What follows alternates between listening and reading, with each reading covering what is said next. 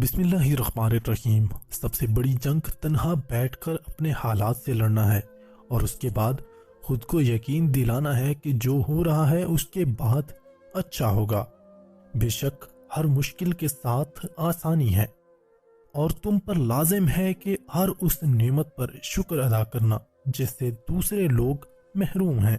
انسان سب کچھ کھو دے، امید کبھی نہیں کھونی چاہیے، کیونکہ اچھے کی امید رکھنا بھی عبادت ہے۔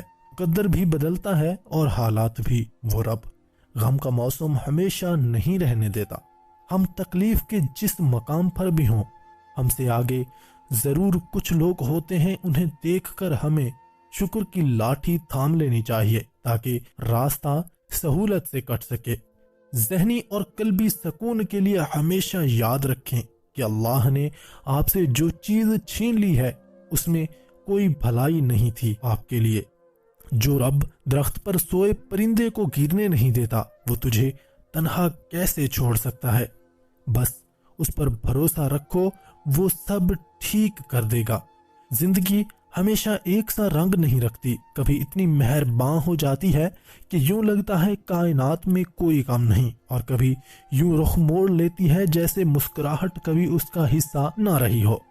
اگر خوشی کا ایک در بند ہو جائے تو اللہ پاک ایک اور در کھول دیتا ہے، مگر ہم وہ کھلا در دیکھ نہیں پاتے کیونکہ ہم بند دروازے کے پیچھے رو رہے ہوتے ہیں۔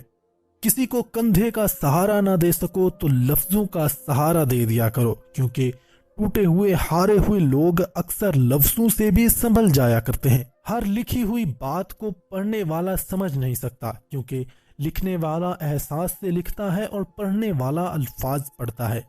والدین اور درخت دونوں بوڑھے ہو جاتے ہیں، لیکن ان کی چھاؤں ہمیشہ گھنی رہتی ہے۔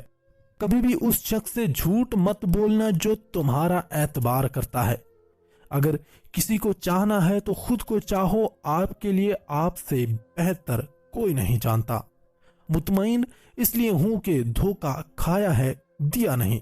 غصہ اور قانون دونوں بڑے سمجھدار ہیں، کمزور کو دبا دیتے ہیں اور طاقتور سے دب جاتے ہیں۔ ہم زندہ بندے کو روٹی تو نہیں دیتے، مگر مرے ہوئے کے نام پر دیگیں دیتے ہیں۔ اپنی حالت سے کوئی بھی مطمئن نہیں اور اپنی عقل سے ہر کوئی مطمئن ہے۔ جو تکلیف تم خود برداشت نہیں کر سکتے وہ کسی دوسرے کو بھی مت دو۔ جیب خالی ہے تو صرف 11 دن سورۃ کہف پڑھیں۔ اگر کوئی شخص غربت کا شکار ہو، اس کی روزی کا کوئی ذریعہ نہ بن رہا ہو، تو اسے چاہیے کہ 11 دن تک سورۃ کہف کو بعد از نماز عشاء پڑھے۔ انشاءاللہ اس کی روزی میں فراخی کا سبب بن جائے گا۔ جو لوگوں کا درد محسوس کرتے ہیں وہ کبھی دوسروں کے درد کی وجہ نہیں بنتے۔